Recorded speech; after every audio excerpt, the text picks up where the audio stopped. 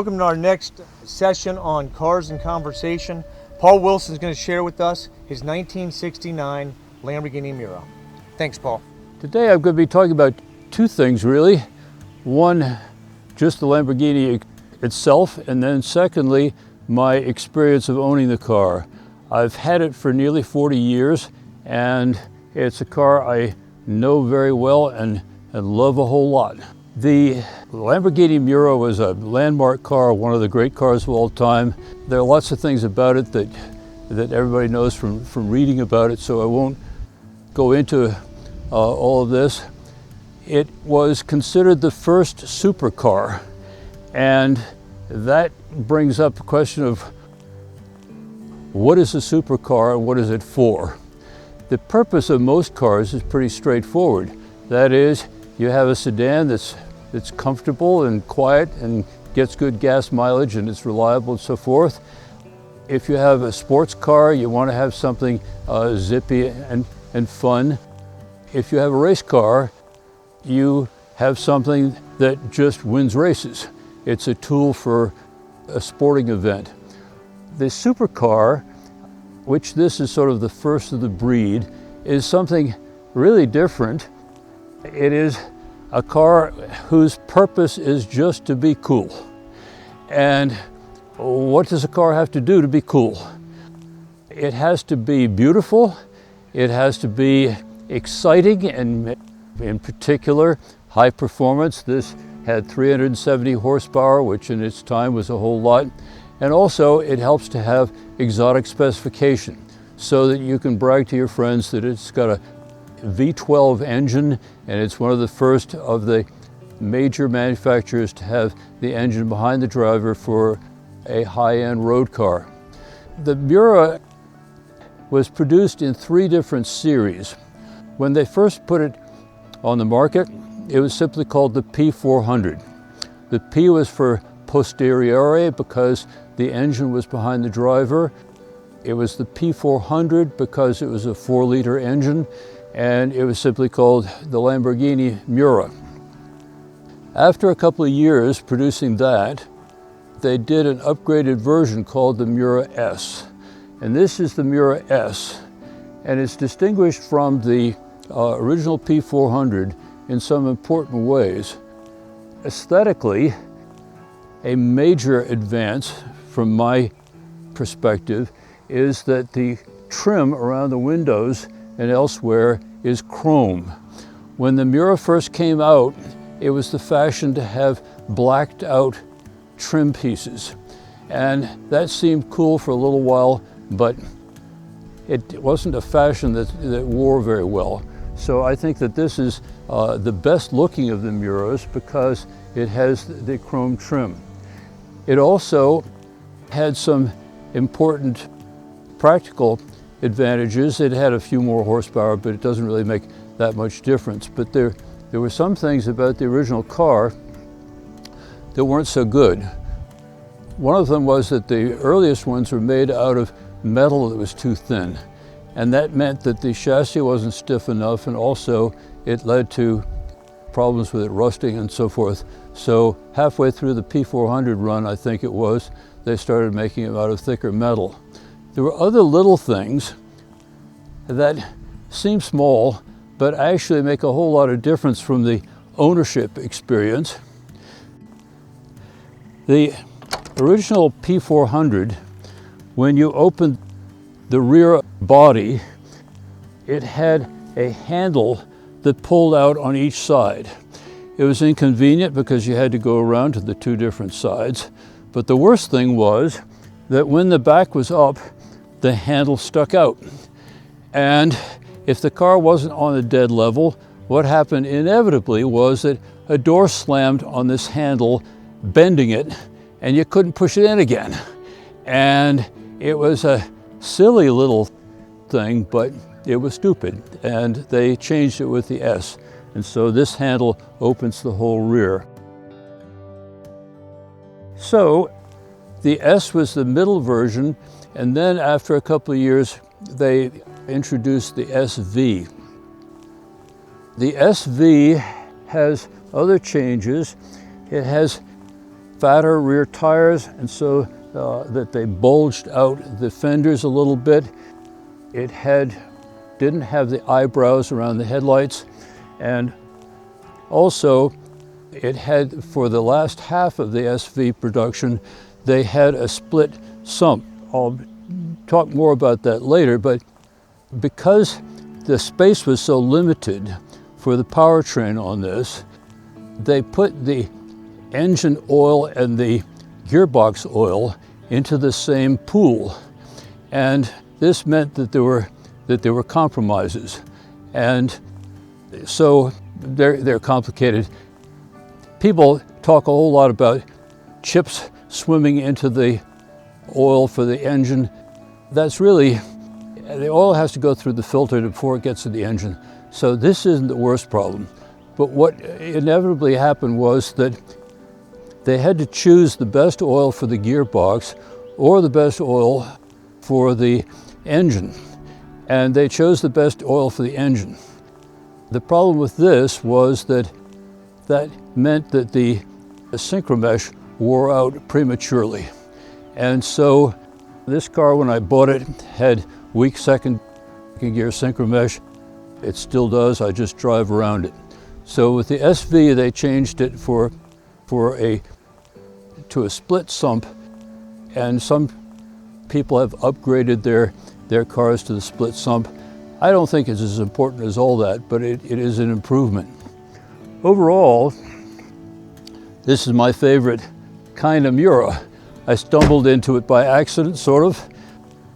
The SV is even more valuable than this because it's sort of the one that people say is the ultimate developed Miura, and well, they're entitled to their opinion. I don't like the bulged rear quarters on the SV, and I kind of like the eyebrows over the headlights.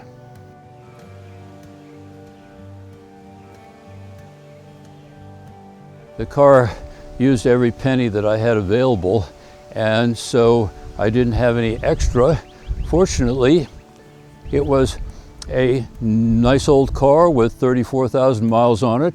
It had had a paint job just before I bought it, and it ran fine, and I didn't see any reason to do anything else other than just drive it and enjoy it.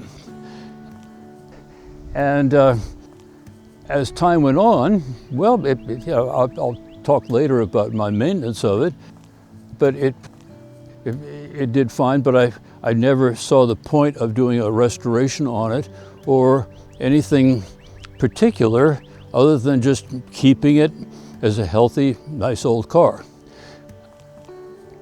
People early on would complain about this, saying, you know, if you've got such a fancy car as that, it really deserves the proper care and attention. And the proper care and attention inevitably meant that you really needed to spend tens of thousands of dollars having it cleaned up and having it everything all repainted and, you know, polishing all this stuff. And well, I never did that. I didn't have the money for it. I didn't want to do it. And so time went on, and it's just a nice old car. Well, then the tide turned. People suddenly realized that with antique furniture, for example, if you refinish an 18th century highboy, you destroy 95% of the value. And actually, having old cars with their original finishes and everything is kind of a nice thing too. And so the originality of this car, instead of being a liability, became rather a nice thing to have. With this car, one of the things that's nice is that what you see is what came from the factory. I'll show you a particular example of this. I saw an animated argument online from people who said that they were experts on Miuras, and an issue is trivial enough. the animation of the argument is in inverse proportion to the triviality. So the more trivial it is, the more animated they get. And there was one expert who insisted that after serial number 2885 or whatever the hell it was, that Miuras had painted air cleaner covers. That was what was correct on a Miura. And well, the other person said, well, I've seen chrome covers. And the first person said, no, it's supposed to have painted covers. Well, you know what? If you have this car, you simply open the engine compartment and you look at it, and there it is, the original chrome air cleaner covers. You can't argue with that because it simply sits there. What color did they paint the engine compartment? Well, as you can see, it hasn't ever been repainted. Some of the original paint has chipped off, but whatever you see on this car is correct because it's never been tampered with. So having a car that is so original has, from being a liability for a little while, become one of the really wonderful things about this car. Another thing this car has that is present on almost no surviving Miuras, I would say, is that it's got the original interior.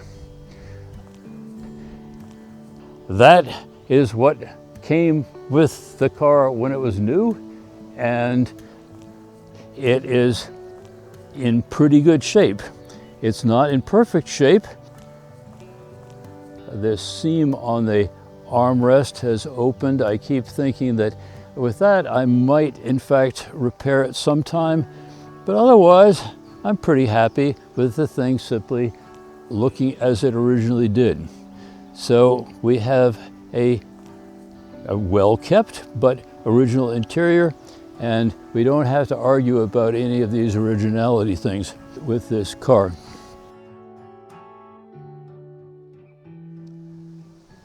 Having the car in this condition is, as I say, something that I enjoy a lot, but I wasn't quite sure how this would come across with the show people. A friend of mine was organizing a show in Charlottesville, and he begged me to bring this along. And I thought about it, and I said, you know what?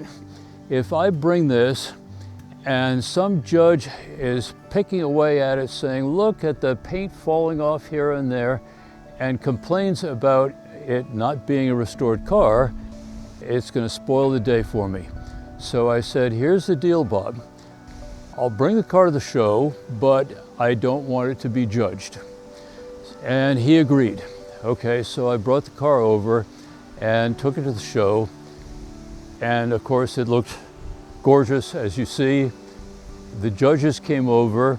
I explained the thing that I've just explained to you, that I didn't really want the white glove people to complain about it, but I wanted people just to enjoy it, and so on we went. So all was going fine. Early in the afternoon then, someone brought me a prize ribbon. And I said, what is this? I told them, hey, this is not going to be judged. So I went over and I talked with the judges, and I said, I told you I didn't want this to be in a judged class. And they said, well, we've got discretion. We can give you the organizer's prize or something like that. Chairman's choice, I guess he said. And I said, okay, I'm not going to complain. Everybody's being nice to me, but I didn't bring the car over to get some kind of prize. So then the show wound up, and there was the prize giving ceremony, and I was listening from the sidelines, and they came through the various classes. In the class that I was in, the prize was given to someone else. And I thought, well, that's good. And then they came to Chairman's Choice, and they gave it to someone else. And I said, well, I told them. I'm glad they were listening. There was just one category left, though. It was Best of Show. They gave me Best of Show. So how could I complain? So Anyway, it was appreciated by a lot of people.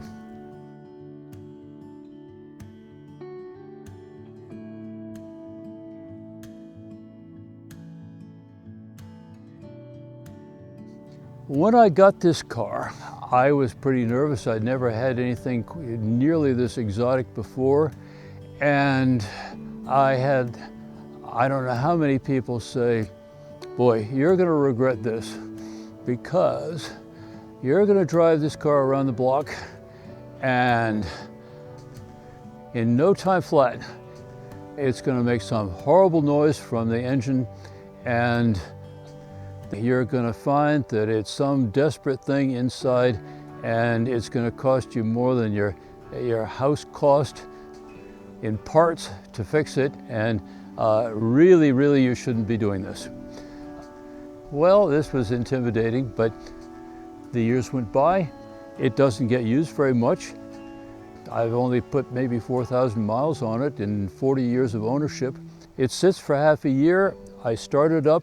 It sounds fabulous. I've done so little to it. It's really been a sweetheart. When I got it, of course, I checked it over for all the usual things. It's got a long timing chain to go over those cams, and the timing chain was stretched, and I have it adjusted so it's the right tension now, but there's not much extra play in the timing chain. Of course, I changed the oil and, fuss with things, the coolant and stuff from time to time, not obsessively. But all in all, it has been an amazingly stress-free experience to own.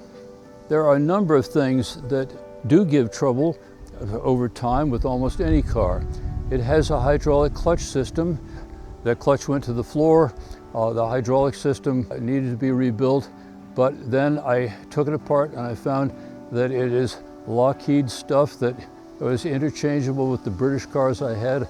I dug in my parts box and found a rebuild kit for the clutch hydraulics and put it together, and that was fixed, and that did fine. The clutch still has on days and off days, and sometimes I need to pump the clutch or fuss with it a little bit, but it should be in good shape. I've mentioned the weak synchros.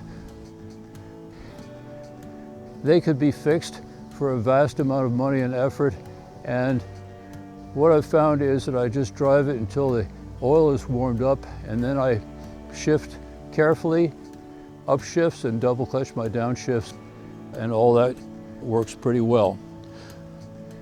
Another long-time problem with this car and probably most old Italian cars is the electric system.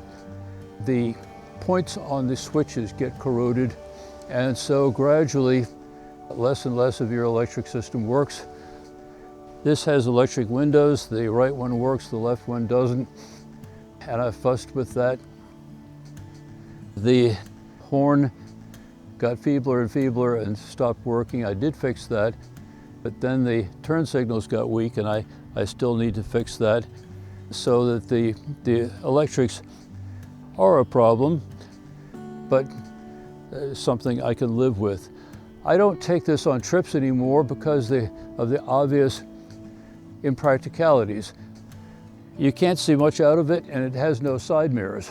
So obviously it's not something you want to take in any sort of traffic situation. What I do is just drive it for pleasure around the country roads around here. There's a 20-mile loop that is wonderful and scenic, and it's about the perfect length to get the car fully warmed up. When I want a Miura fix, that's what I go on.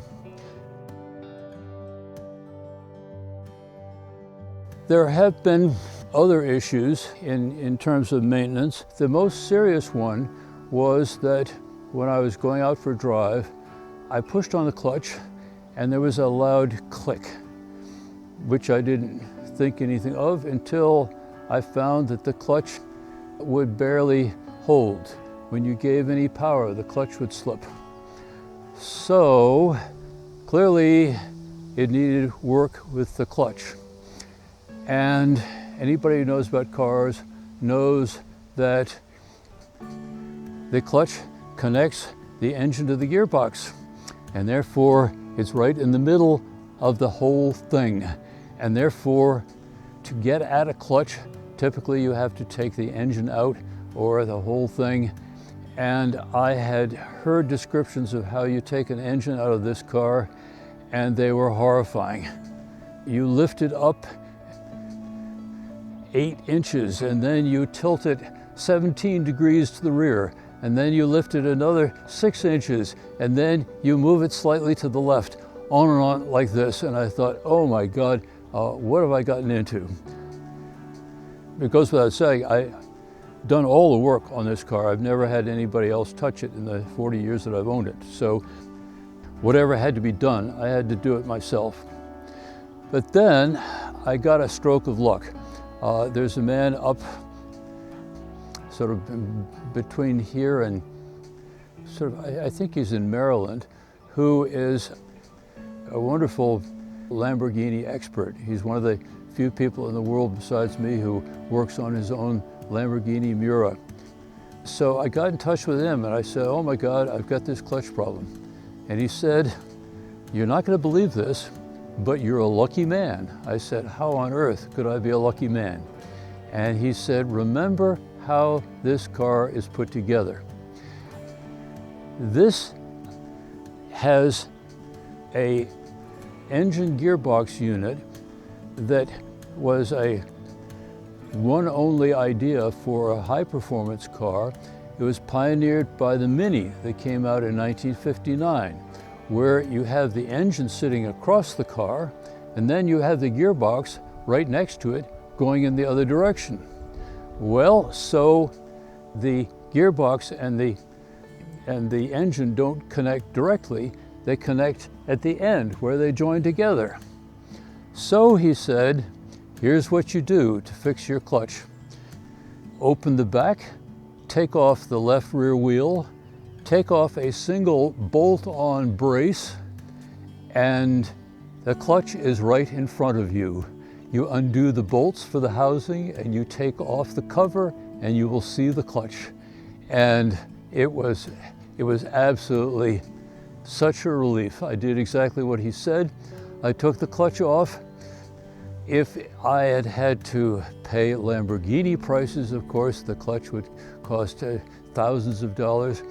But I took the clutch off and I looked at it, and it was a Borg & Beck 2938 or whatever it was. And so I ordered a Borg & Beck, whatever it was, which probably interchanged with 10,000 Mercedes or something. Got the clutch in the mail and put it on, and problem was solved. There's another problem with the Miura, the generic problem, and that's with the rear suspension. There are two problems. One of them is that the springs gradually sag through time. The rear goes lower and lower. You develop a little negative camber. As the rear gets lower and lower, you get increased tire wear at the rear, and that's not good. I fixed this at first by putting spacers in to prop up the springs. It's got coil springs, and that worked pretty well.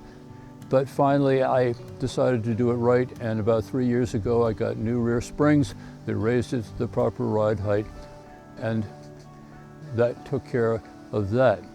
But there's another trickier problem, and that is rear wheel toe-in.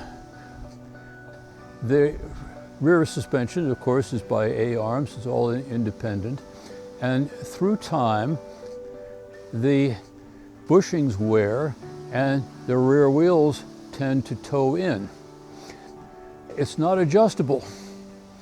And I've heard horror stories of eager Miura owners starting on a 1,000-mile tour and finding after 500 miles they'd worn out their rear tires because of this rear wheel toe-in.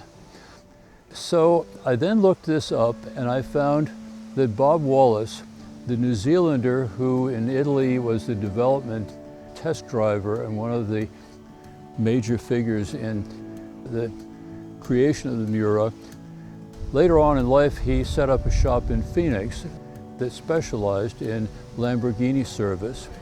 he had developed a fix for this rear wheel toe-in. And I won't go into too much technicality, but the rear suspension has upper and lower A-arms, and the lower A-arm is hinged in the middle so that the legs can spread. If you put something between the legs and you spread the legs, that adjusts the toe-in. And so that if you spread them just so, you get the rear wheels tracking just right. So Bob Wallace developed the Wallace strut that does exactly that. But he was a Miura specialist, and therefore he knew exactly how much spread he needed to do. And of course, he did it in a high quality way that was sort of done right in a way, except that even with the Wallace strut, the rear toe-in was not adjustable.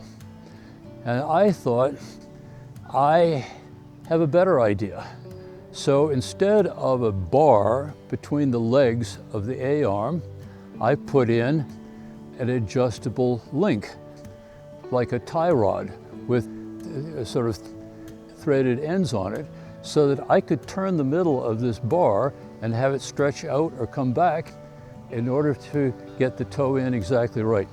So anyway, I need a patent on this. The Wilson strut is the improved answer for Miura owners who suffer with this rear wheel toe-in problem.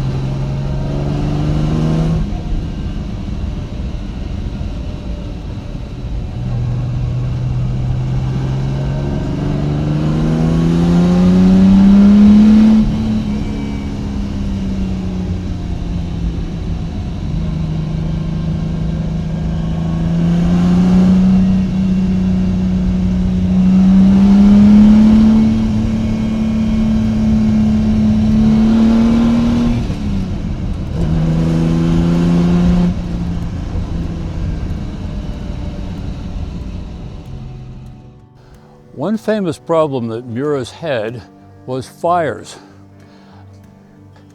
And it's well known that lots of Miuras have burned up to a crisp and been completely destroyed by fires. So why were they particularly susceptible to fires? I knew this when I got it, and I have a fire extinguisher sitting right in there, but I didn't know until I looked more closely and I had a little experience with my car, why this fire hazard was so drastic, particularly with the Miura. You don't hear about other cars that burned the way the Miura did. So why did they burn? And the answer is that they had poor quality flexible fuel lines. This is the famous stuff that's this yellow fuel line that's used on Ferraris as well. I was just checking it out the other day, and one problem with it is that the latest price on this stuff is $5 per centimeter. That means $150 a foot for flexible fuel line.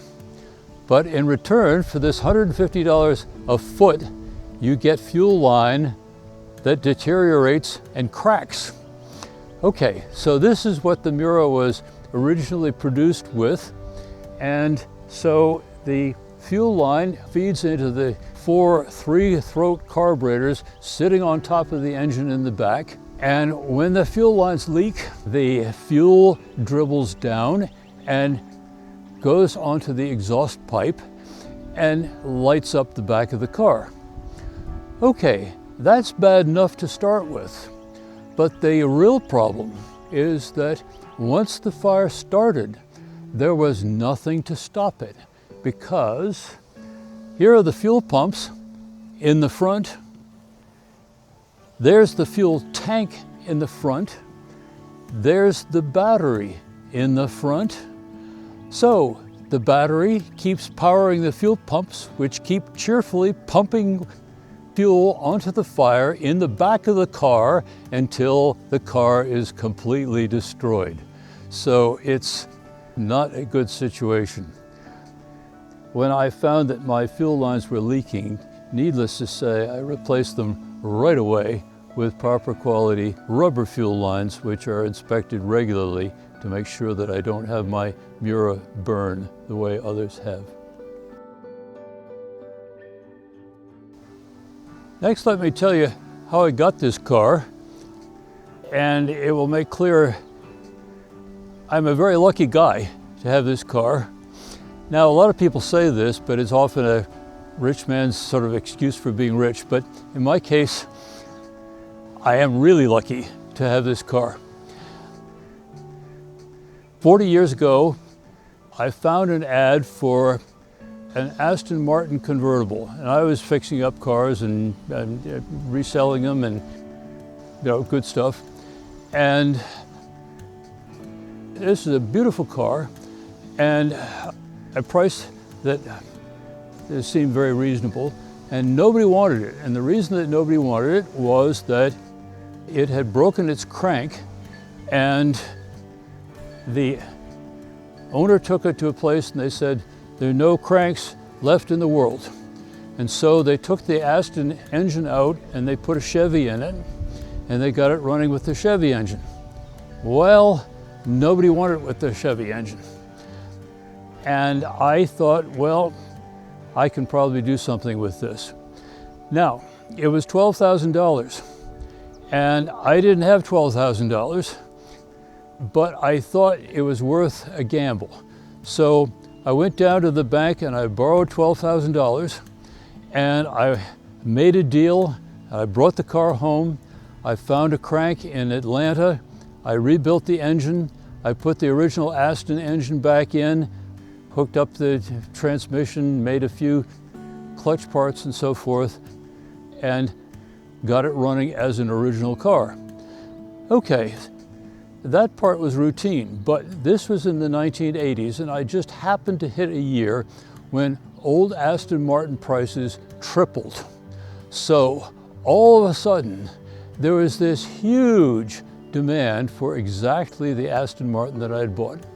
And so, what with changing it back to the original Aston Martin engine and this huge surge in Aston Martin prices, I sold the car for enough that I paid the $12,000 back to the bank, and I had enough left over to buy the Miura. Okay, so that was a story start to finish. Now, you might say, how can the story have been even better than that? The story could have been even better than that. Of course, I'm not complaining. I have the Miura, but I sold the Aston to Dale Chihuly, the famous glass artist, and he did the research that I should have done before I sold it to him. And he found that it was the actual car driven by Tippi Hedren in Hitchcock's movie, The Birds. And if I had known that, I would have had twice as much for it. But anyway, it did the job and paid for the Miura.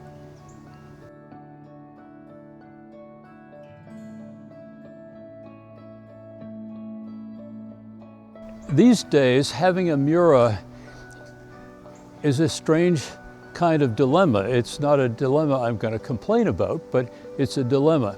And that is, since I bought it 40 years ago, the Miura has become spectacularly famous and valuable, and it's just something really kind of different from what it was to start with. I bought it because it was cool. It was a nice old car. It was something that I admired. And of course, I've had it all these years and worked on it and played with it and enjoyed it. And it's been a member of the family.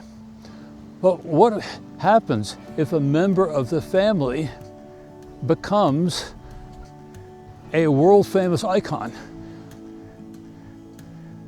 It adds a dimension, and it makes it into two kinds of cars, in that most Miura owners spend a fortune restoring their cars, then they keep them in temperature controlled environments, they keep them behind a rope, it's all just don't touch, and it's absolutely perfect. And if it's a museum piece, well, it makes sense. But it's different.